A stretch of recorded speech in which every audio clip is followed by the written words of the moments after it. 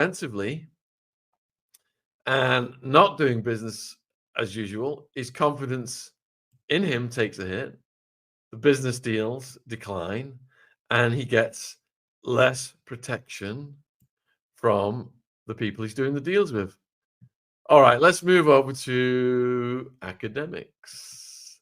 So we've never reported on Akademiks on this channel before. I barely even knew who he was, to be honest. I asked Jen, did you know who Akademiks is? And she said she didn't even know. This guy's got millions of followers. 5 million on Instagram. And he's just done some crazy stuff, hasn't he? And he's in a whole lot of trouble right now.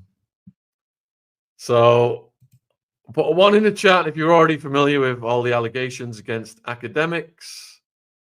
Put a 2 in the chat if you're not familiar with the allegations. I know allegations against him have been going on for a while now, but things are accelerating against him.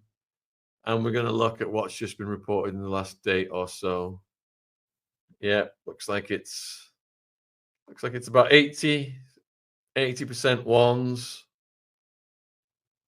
about 20% twos. Yeah. Michael's saying he's Drake's friend. Somewhat. We've got a 3 there, or somewhat. Yeah. Let's have a look. All right. So, and then we'll go over to Luigi next. I'm really enjoying the Luigi stuff. Find him fascinating. So, Meek Mill and Freddie Gibbs call out Akademiks over grooming allegations. So, following troubling comments made during a live stream with a minor have sparked widespread outrage. So, Akademiks is under fire after making these inappropriate remarks during a live stream with a 15-year-old content creator. There's a controversial clip which surfaced over the weekend showing Akademiks engaging with the teen with alarming questions, prompting serious accusations of grooming and outrage from the hip-hop community, including artists such as Meek Mill and Freddie Gibbs.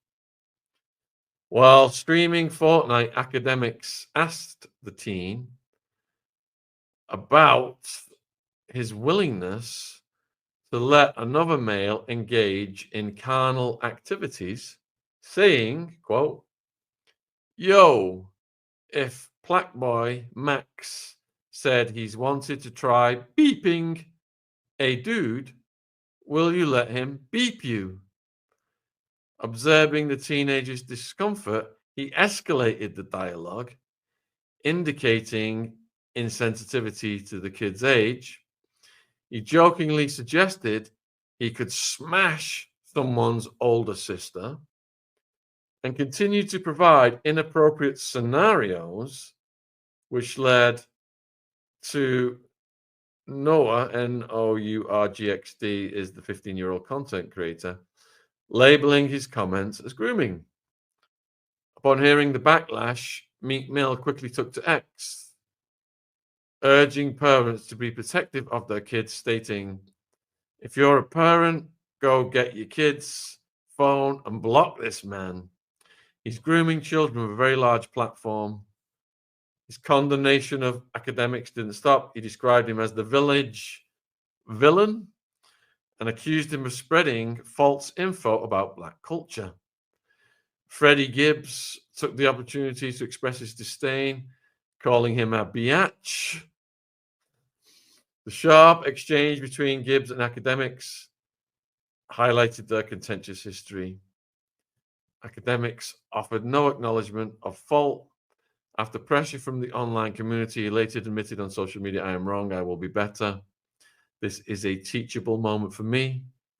And he attributed his behavior to misjudgment rather than malice, claiming there was less severity since the other party was male. Yet the kid firmly rejected the apology, emphasizing, quote, "After everything, he realized he's in the wrong only because he got caught." The teen described the entire interaction as truly uncomfortable, unnecessary and disgusting, calling out the severity of Akademiks' remarks. And this shows, issues surrounding the larger problem of how figures with huge influence can manipulate and endanger minors. Meek Mill reflected on the broader responsibility to protect kids from such harmful content, emphasizes the dangers associated with public platforms. And this incident has reignited relationships and disputes within the hip hop community. All right, so let me just see if there's anything else come out on Akademiks in the last few hours. Just pull this up real quick. We know that he was banned from Twitch. That was a big story. Let's see, under fire. Akademiks under fire over allegations. Akademiks owns up to remarks made towards 15-year-old. I am wrong, I will be better. Akademiks speaks out following reported Twitch ban. Let's try this one. So, he began to make headlines early this week. Yep. And then he got banned from Twitch, which he says he understands the decision, even though I wasn't streaming. That happened on the platform. Completely get it. He did say that he would continue streaming on other platforms. Of course, we will stream on YouTube, which honestly, about 80% of our viewership came from YouTube anyway. Twitch, you got to respect their rules. I kind of wanted to have a lower key stream. I feel like the sharks are just circling. No responsibility there, is there? All right. So, put in the chat, folks. What do you think should happen with Akademiks? Do you think that this was just a moment of stupidity? Or do you think there may be a pattern of this and it needs to be looked at in a deeper dive fashion? I'm curious. People saying cancel. Let's see. It should be cancelled. We need to rename him. Shame on Akademiks. Cancel. Bye-bye. They're all perverts. He's always doing weird stuff. So please cancel this dude for real. A lot of people saying cancel. Oh, dear. Doesn't look good for him, does it? Cancel seems like a patin. All right, let's get a picture of Luigi up, shall we? Let's get a nice one of him smiling. There he is. Luigi. It's fascinating because, Shaun, can you play the actual video of DJ? It shows more than a transcript. I've got to be careful because of copyright situations with things like that. We'll look into this more. I mean, I've just given you the basics there of what's come out in the last few days. We could get some people on and go do a deeper dive on it if you guys are interested in. Oh, look at that. Luigi is cute. What a waste, Luigi. It's crazy, isn't it? Because he's committed, one of the worst types of crimes. Yet he's got underlying reasons that people sympathize with. And isn't the word for that picaresque? Let me have a look.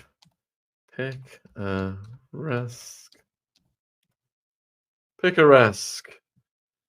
Dealing with the adventures of a rough and dishonest but appealing hero. Gone beyond rough and dishonest, hasn't he? He's gone into full-on unaliving people. All right, so let's look at the movie thing first. Let me just close some of these windows. They're affecting. All right, here we go.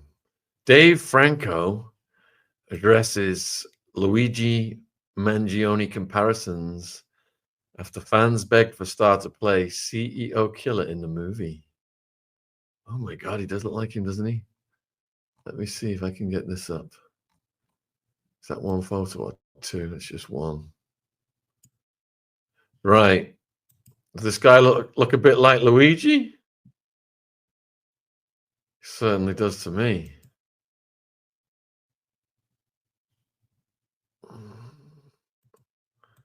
Let's get the smiling one back up.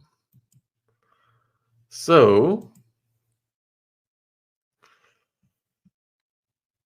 no sooner had Luigi been identified than social media users began pointing out that he bears a resemblance to Franco, thanks to the thick, striking eyebrows and grin.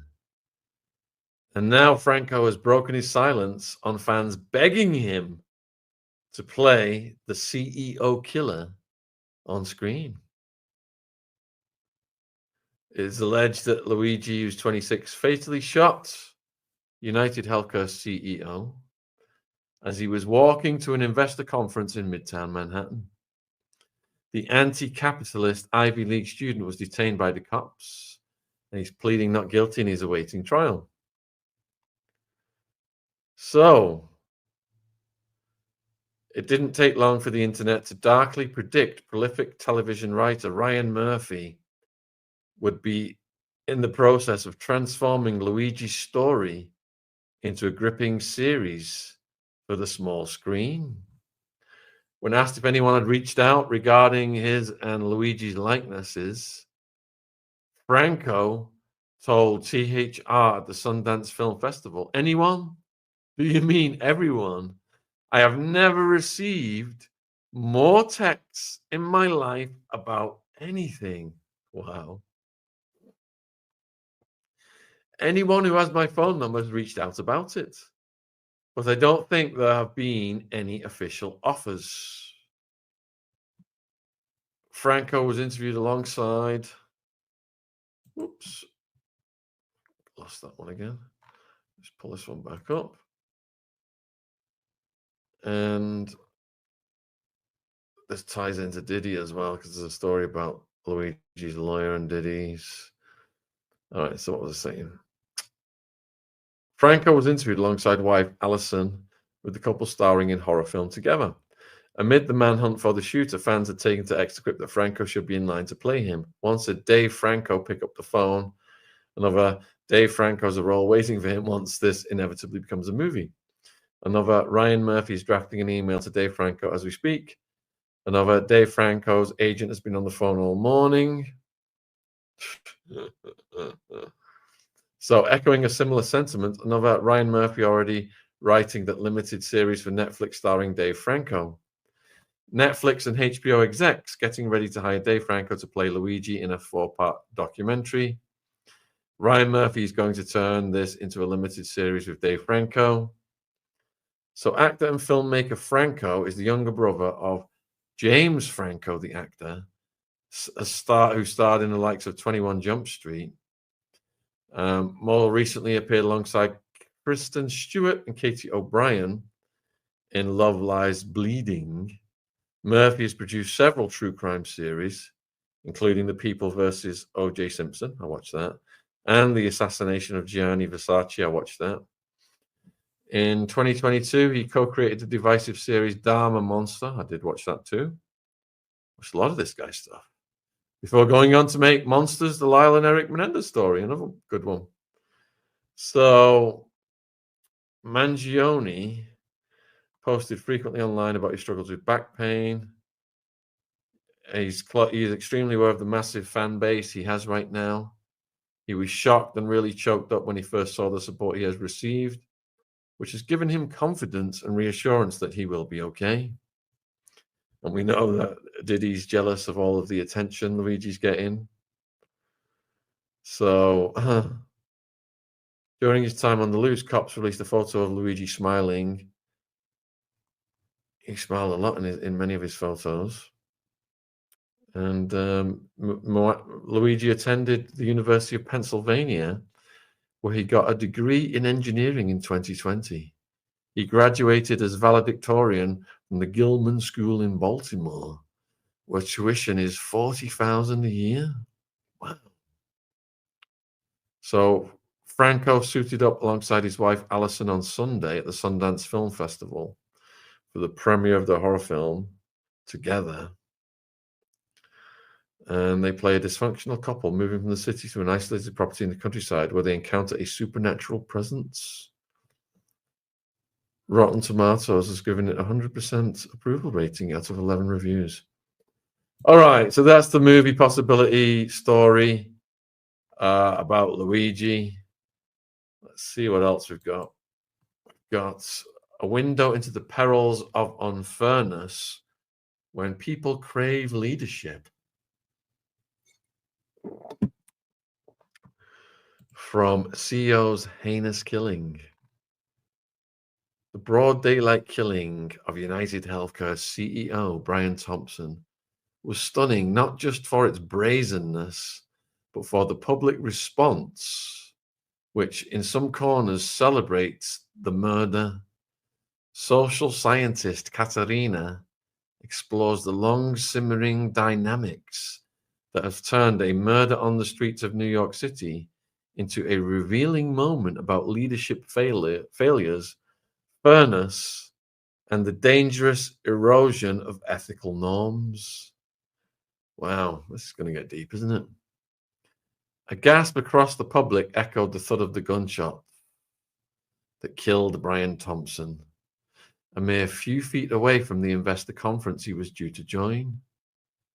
Etched on the bullet case's shot to kill, a message made it clear why he'd paid with his life. Common practice within the health insurance industry to deny patients care on the basis of contractual terms, an approach considered unfair by many, appeared to be the catalyst to the act. As the murder percolated collective consciousness, outrage and disbelief quickly mixed to support and curiosity for Luigi, the alleged shooter. The retributive nature of Thompson's killing may have triggered a tit-for-tat feeling, but the widespread interest in Luigi's fate, whether in the form of people rooting for his escape, contributing to defense funds in his name, or simply justifying his actions, suggests more than a fleeting sense of vicarious justice.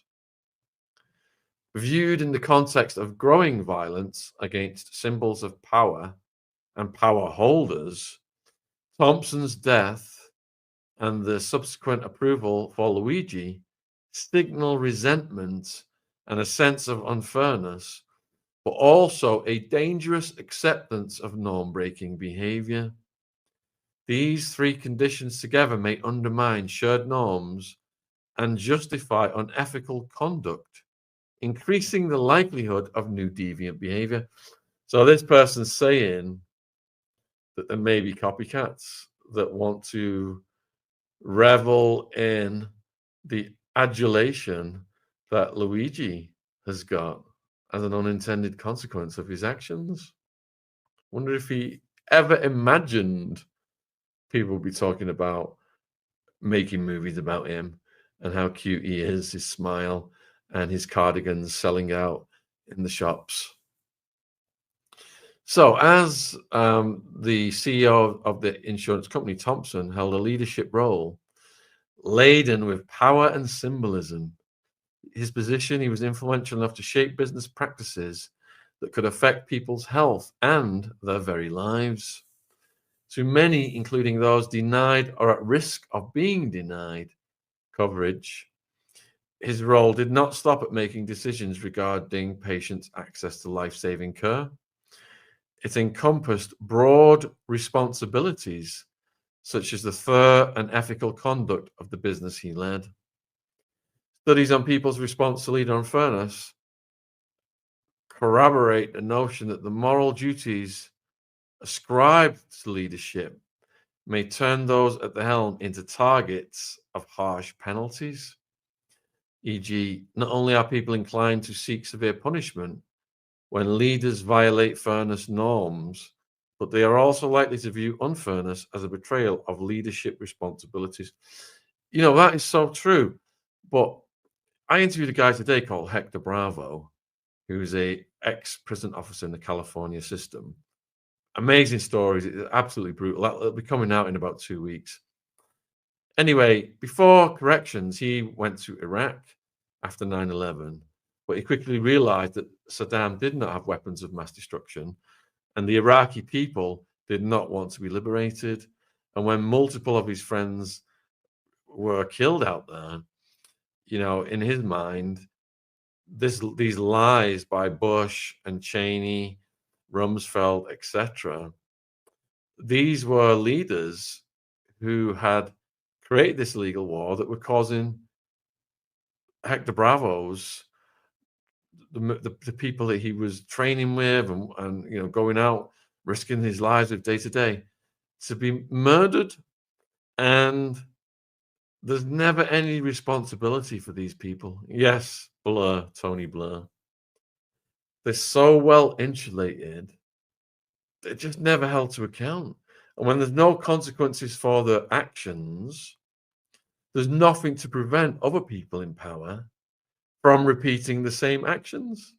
If they can enrich themselves, make billions, and people die and they just call it collateral damage, or they sacrifice their own troops, there's nothing more evil on the face of the earth than that, as far as I'm concerned. War is the biggest killer of people, and governments are the ones they have the apparatus to cause the most deaths. I mean, look at the record levels of deaths from Chairman Mao, from Hitler, etc.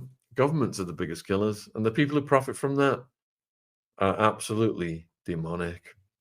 So I'm just adding that in there to say I understand why people can be frustrated at the actions of leaders that cause people to die. And I can understand why people are viewing that as a mitigating factor in Luigi's case. And it's interesting that he does come from such a well-educated background, and he went on to do this anyway. So let me have a look. Yeah, there's one more here. This one, it says, inmate brothers keep close eye on Luigi. An inmate is writing about the time Luigi spent in his prison, described the murder, the conditions. Inmates drew attention by talking with TV host. Oh yeah, we've already covered that one earlier in the month. Let's see, Luigi, a symptom of an ill society. All right, folks. Yeah, we're nearly at the hour. We've covered all of these stories for this evening. So tomorrow night, Ron's got shows, and Tommy has got his regular show at 9 o'clock. He's going to be exposing a Freemasonic cult that's been around for over 100 years, that's involved in carnal activities. The Jesters, it's 9 p.m. tomorrow. Friday night, Ron's got a lot of shows. Saturday night, we've got Beverly back, and then I'm on with the two JFK experts, and we've got a lot of people contacting us to come on right now. So tons of great content coming your way. But the Royal Order of the Jesters, indeed, James. But if you guys missed Kirby Summers yesterday, try and find it. It is absolutely excellent. And then the one we did with Raja after that as well on the grooming gangs. Both I really enjoyed. I think we did about 4 hours of content with them last night. I really enjoyed both of those streams. So I'll put them in the description box when I finish this video as well, if you want to find them easily, and I'll pin them in the comments. All right. Good night, everyone. I'm off. Tomorrow I've got to go to London, speaking at a school Friday morning. But I will be back. And wherever you are in the world, have a great rest of your day. Thank you for tuning in. Take care.